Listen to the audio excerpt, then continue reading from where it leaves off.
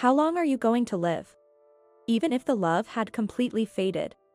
I couldn't believe someone could say such thing to a wife who had just been told she had only 6 months to live. I was beyond angry and shocked, utterly dismayed. What? The one with a limited time left is you, you know? What? My name is Julie. I believe aging gracefully is an eternal theme for both men and women. I'm 60 years old, but I haven't forgotten to dress fashionably as a woman. Not for my husband. When I see myself in the mirror, with my hair, makeup, and outfit all perfectly in place, my spirits lift. At work, people are surprised to hear I'm 60 and say, "You don't look like 60, which is always nice to hear. My marriage has grown cold, and I often question why I ever married this man. I work hard in the editorial department of a comic book magazine. My husband isn't a big earner, yet he opposes me continuing to work. He says, "Men hunt, women do housework," with a straight face, and all I can do is sigh. It's not just a throwback to the early 1900s, it's like he's time traveled here from the days when the Pilgrims first arrived. Or even the primitive era, considering his views on hunting. In the animal kingdom, it's the female lions who do the hunting, and I'd love to tell him that. I find great satisfaction in my job, advising and brainstorming with young, aspiring comic artists about attractive characters and interesting stories. Being in your 60s today is young. But my husband is different. How long do you plan to keep working? You're already 60. I get angry, but since arguing never changes his mind, I always end up backing down. I won't forgive you if you neglect housework because of your job. My husband truly believes housework is a wife's duty. Doesn't he watch the news? He not only believes men are superior to women but also has a weak spot for young, beautiful women, which is, in a way, the worst combination. I graduated from college and got my current job. I dreamed of becoming a comic artist until high school, but gave up due to lack of drawing skills. That's why I want to support those chasing their dreams. Before I knew it, I was too engrossed in my work and turned 40. Family suggested a marriage arrangement, and I dreamed of married life. Marriage is a significant decision that can change your life, so you mustn't rush into it. But fearing I'd stay single forever if I missed this chance, I agreed to the arrangement and met my husband, who was 41 at the time. Back then, he hid his true nature, behaving like a kind gentleman. We were both over 40, and I had no intention of quitting my job, so we don't have children. My parents, in their 80s, unlike my husband, are sensitive to the times and never say, "We want to see grandchildren." There are many women who can't have children even though they want them. My parents know that saying, "Show us grandchildren," or "Don't you have kids yet," can be a burden. Lately, my husband has been frequently checking his cell phone and having secretive calls. I thought it might be an affair, but not feeling angry about it probably means my love for him has completely cooled off. One day, my mother-in-law, Susan, who lives nearby, came to visit our house. Her husband passed away 3 years ago, and now she lives alone. She's 85 but always carries herself with a firm presence, and even my husband can't seem to outdo her. It's not out of respect, probably more for her money. That old lady is so stingy. She must have around $200,000 in savings. I'm an only child, so I'll get the inheritance. Can't she just kick the bucket soon? I couldn't believe my ears hearing such a thing. There are things shouldn't be said. I have to be nice to her now, even if it's a lie. Otherwise, she might write something crazy in her will like donating everything to some facility. At that moment, she appeared from the next room. "Sorry for being stingy. Mom, you were here?" My husband turned pale and took his anger out on me. "Idiot. Why didn't you tell me she was here? Be quiet. Stop yelling, you're disturbing the neighbors." There was no defending his bad-mouthing, so he just hung his head in silence. While my husband hid in the bathroom, Susan asked me, "How long have you and Kevin not been getting along? It seems like more than just a rough patch." I just smiled wryly and said, "You can tell? Julie. If it becomes unbearable, remember divorce is an option. There's a term in Buddhism, the suffering of encountering people one loathes. The agony of being with someone you don't want to see is unbearable. It must be hard living with someone you dislike. Don't worry about me." Her kindness touched my heart. She's so knowledgeable and cultured, hard to believe she's related by blood to him. Maybe my husband really is a time traveler from the primitive era. This year, he underwent a physical examination at work and apparently, there were issues. Maybe his unhealthy lifestyle is catching up to him at 61. He often comes home late, sometimes drunk. He says he's been out drinking with colleagues, but I know he frequents strip clubs. Never underestimate a housewife's intuition. He had a follow-up examination at the hospital, and one day, they called me. The doctor said, "Before telling your husband, there's something I'd like to discuss with you." It felt like a scene from a TV drama, and I had a bad feeling. Hearing the doctor's words at the hospital, I was shocked. 6 months to live? Hearing my husband only had 6 months left, a whirlwind of emotions hit me. Surprised at my lack of shock, feeling a bit sorry for him, and even a sense of relief, which made me feel heartless. A normal wife would be devastated to hear her husband has only 6 months left, but there I was, almost acting. Could there be a mistake? Please be prepared. Whether to tell him depends on his personality, and you know him best. What do you mean by personality? If he's the type to despair and become reckless, it's dangerous to tell him suddenly. If he's optimistic and strong-willed, it might be better to tell him. I knew if my husband heard he only had 6 months left, he'd fall apart. But it's not good for him to keep going to strip clubs and drinking, unaware of his condition. I returned home with a heavy heart, but decided it was best to tell him. That night, when my husband came home, I said, "There's something important we need to talk about." "What is it?" "Don't beat around the bush. I'm busy, unlike you." "I'm busy too, you know. You just make yourself busy. If you don't like being busy, quit your job." Really, it's a man's shame to have his wife work. It's like saying I don't earn enough. I was taken aback by his outdated views. He seems unaware that most households these days have both partners working, and there are fewer stay-at-home spouses. Today, I went to the hospital. The hospital? Please listen carefully and stay calm. Stop beating around the bush. I'm busy, you know. I was so frustrated, I blurted it out. There's only 6 months left to live. My husband looked at me seriously for a few seconds, then inexplicably laughed and hurriedly covered his mouth. 6 months left to live? Yes. Calm down, and don't despair. Idiot, who's going to despair? Don't flatter yourself, don't underestimate me. His response was odd, maybe he was shocked. Well, it's like reaping what you sow, maybe due to bad behavior all this time. I was surprised he was aware of it. That's why you should cut down on drinking. Shut up. Drinking is part of a man's job. You women think it's all fun and games. I'll continue going out to drink. You better stop. Come straight home after work. Then he smiled broadly. Wait, don't tell me, you want more time together because there's only 6 months left? I couldn't dream of such a thing, but I reluctantly played the part of a good wife. Of course, I want more time, just the two of us. Don't be stupid, I'm not that free. Darling. He interrupted me as I tried to have a serious conversation. Enough, this conversation is over, we're done. Time is money, and I can't afford to waste it with you. I couldn't believe he could say such hurtful things so casually. But maybe it was his way of dealing with the shock, so I didn't say anything more. Worried he might be upset, I peeked into his study. He was talking to someone on the phone. Miley, I shouldn't say it's good news, but my wife was told today at the hospital. She has 6 months left to live. I didn't ask for the disease. But given it's about life expectancy, it must be terminal cancer or something. I was initially confused about what he was saying. Just bear it for half a year. There's life insurance, and my mom is 85, so her time is probably coming soon. Once my wife is gone, Miley, let's live together. I want to start my life over. I was shocked. My husband was terribly mistaken. But hearing his conversation with this Miley woman, my anger reached its peak. I couldn't bring myself to tell him the truth.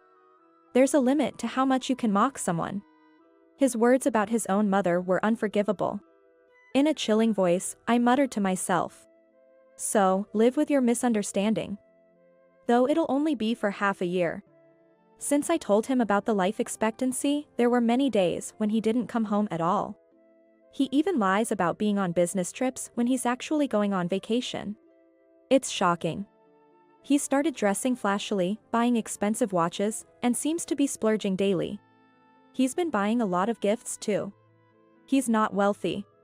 Maybe he's counting on the insurance money after I'm gone. That's the end of him as a person. 3 months have passed since the life expectancy announcement. Seeing my husband looking pale, I asked him, "Are you feeling unwell?" "Recently, I've been feeling lethargic and get tired easily. I even get out of breath just climbing the stairs at the station. Maybe it's just my age. You should cut back on alcohol." "Shut up. I've told you, drinking is part of my job for entertaining clients. If you can only say depressing things, then just drop dead." I was furious but deliberately chose not to argue back. A nagging woman is the worst. You and that old hag should both drop dead. Susan was standing right behind my husband when he said that. "Old hag, are you referring to me?" "Whoa, you scared me." My husband glared at me menacingly, but Susan asked him again. "Are you talking about me?" "Of course not, I've never called you an old hag. There's this annoying boss at my company named Jack." "Jack, huh?" My husband couldn't face Susan's suspicious gaze and looked down. He seemed annoyed that I hadn't told him about Susan's presence, and he left for somewhere. 4 months have passed since the life expectancy announcement. My husband coughs more frequently, takes more sick days from work, and, although he used to have high blood pressure, it's low now. He gets dizzy from low blood pressure and almost fell down the stairs once. It amazes me that he still goes on his business trips. Is he choosing to spend his final moments not with his wife, but with his mistress? However, the idea of him playing around with his mistress, thinking his wife only has a few months to live, makes me lose all sympathy for him. He complains of cold hands and feet even on warm days and says he's in pain everywhere. If you're not feeling well, you should decline the business trips. Don't meddle in my work matters. The trips are my only pleasure. I mean, they are important tasks that only I can do. Should I call your office and ask your boss to excuse you from the trips? Predictably, my husband exploded in anger. "If you dare do that, I'll never forgive you." I struggled to suppress a laugh. I felt pity for my self-inflicted husband but was torn about telling Susan the truth. She has been kind to me since the beginning of the marriage. Just then, there was an unexpected visitor. It was a young woman I had never seen before. "May I help you?" "My name is Miley." "Nice to meet you." Miley, could she be my husband's mistress? Boldly coming to my house, I instinctively braced myself. I'll get straight to the point. "Please release Kevin, your husband, from this marriage." "Release?" I was genuinely surprised during our conversation. Even from a woman's perspective, Miley was astonishingly beautiful, delicate, well-styled, and had an excellent sense of fashion. I couldn't understand why such an attractive woman would be involved with my husband. He's not wealthy, so it couldn't be for his money. And it surely couldn't be true love. So, was this some kind of scam? "Kevin is suffering, and I think it's stress-related. Could you please divorce him?" I replied with a wry smile to her audacious request. "What you're doing is against the law. Isn't it rather improper to directly ask the legal wife for a divorce?" But she wasn't deterred. "Isn't it possible to meet the love of your life after getting married? It's foolish to be bound by the formality of marriage in such a case. After all, we only have one life to live." I realized something then. Fearing that continuing the conversation with this young woman would make me lose my composure and possibly lead to an outburst, I ended the talk with a smile. My husband has already been liberated from this world. Whether he's gone to heaven or fallen to hell, I don't know, as I'm not the queen of hell. She looked momentarily puzzled but then laughed brightly. "Queen of hell? You're funny, ma'am." "I'm not funny at all. By the way, how old are you?" "I'm 29. 29, still in her 20s, made my head spin. A woman 30 years younger than him, I couldn't hide my surprise. "If you don't mind, may I ask about your job?" "He visited the place where I work. He's incredibly kind and truly a good person. Are you genuinely in a relationship with my husband out of pure affection? Of course. Kevin is tough and skilled. Stop. I glared at her with a smile. If you say more, I might just strangle you. It's not funny at all, really. Miley looked at me silently for a few seconds and then said, "Meeting you today for the first time, I'm honestly surprised. You're so different from what I imagined." Did my husband badmouth me? Say I'm like a witch? Miley laughed heartily. He never said anything bad about you. I just didn't expect you to be such a wonderful person. While I'm not flattered to be praised by a mistress, Miley didn't seem like a bad person. I couldn't bring myself to like her, but with a woman like her being kind to him, no wonder that fossilized fish of a man was smitten. True love, huh?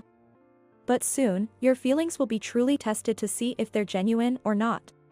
What do you mean? Her puzzled tilt of the head was charming. I harbored no regrets about my husband who lost his heart to this little devil, but I felt a slight sympathy for her. It's been exactly 6 months since the life expectancy announcement. My husband, looking pale, took another day off work today, but seeing me return home healthy, he gave a mocking look. How long are you planning to live?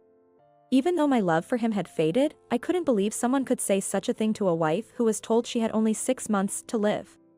I contained my anger and maintained my composure. Really, you and my mother are both tough as nails. Leave your mother out of this, please. Then, my husband suddenly exploded in anger. Leave out? Who are you talking to? Oh, I see, you think you have nothing to lose since your time is short.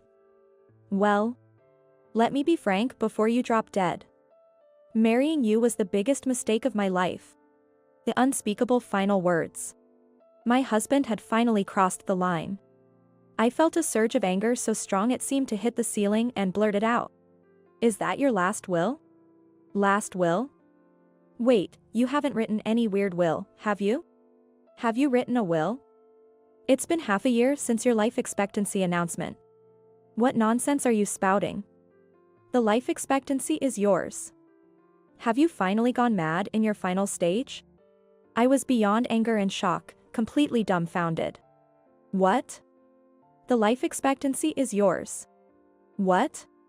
For a moment, my husband's face turned serious and he froze, but then he scoffed. You should be hospitalized. We're not even on the same page. Go to the hospital today. With that, my husband retreated to his study. The next morning, my husband collapsed inside our house. I immediately called an ambulance, informed Susan, and then headed to the hospital. After the examinations were completed and my husband learned the truth, he was furious. In front of the doctors and nurses, he lashed out at me. Why didn't you tell me something so important? I did tell you, 6 months ago.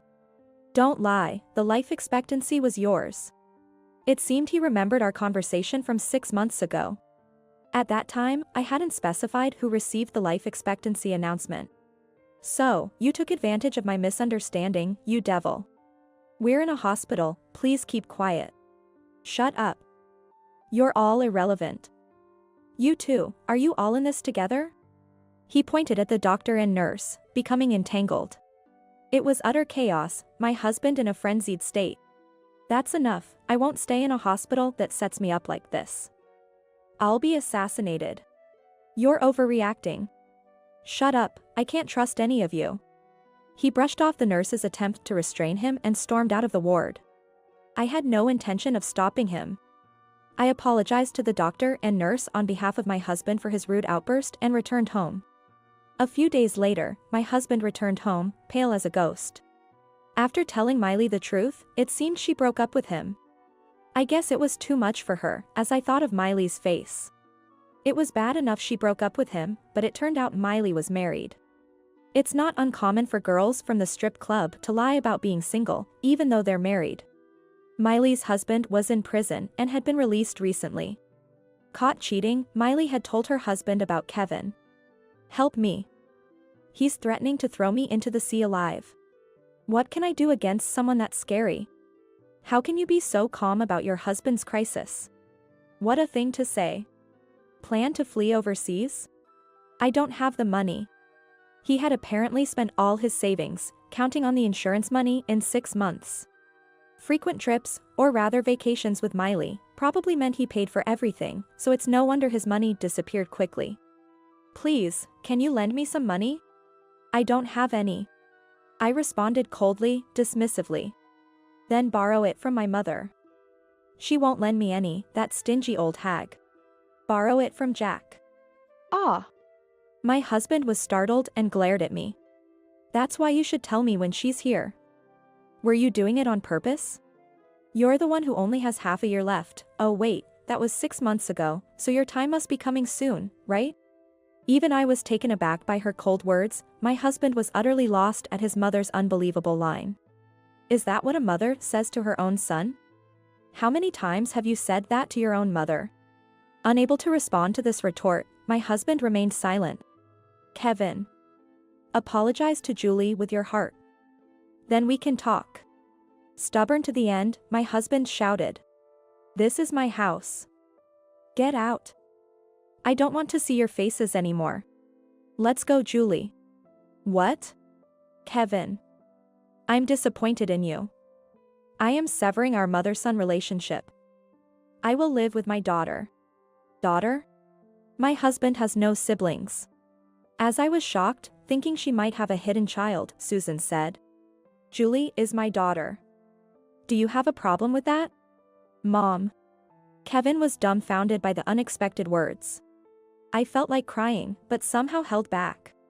Susan and Kevin are blood-related, actual mother and son. If Kevin and I divorced, Susan and I would become strangers. Yet, she calls me her daughter. I have felt that since we got married. Susan has always treated me like her own daughter. Her love was genuine. Kevin, losing his color, glared at his mother. "What nonsense are you talking about? I'm your real son, and she's just your daughter-in-law. There's no question about who's more important. Of course, I would choose Julie, my real daughter, without a second's hesitation. A man who cheats and acts so nonchalantly is not my son." Moved by Susan's firm words, Kevin remained silent and walked like a ghost into his study. I quickly packed my bags and moved to live with Susan. Fortunately, I had a job, and as my husband said, Susan had savings. Following her advice, I officially divorced and completely severed ties. Self-inflicted as it may be, I wonder if Kevin is okay. I'm afraid of myself for thinking whether the thugs or his time will come first. I'm more worried about Miley's safety. I don't know whether this was the right decision. Marriage is living together with a stranger, so love is indeed the most important thing. When love fades, the collapse is swift. Was this marriage a mistake? I think not. I was able to meet Susan. We continued to live happily together, like a real mother and daughter. My parents were initially shocked, but after hearing about the tumultuous 6 months, they quickly understood. Now, I am happy. Happiness is not something given by others. It's something you must earn for yourself. Men often promise the parents of their fiancés, "I will definitely make your daughter happy." But happiness is not something a man can give. The source of happiness is within oneself. In my heart lies infinite potential. I believe in my strength and will live by it.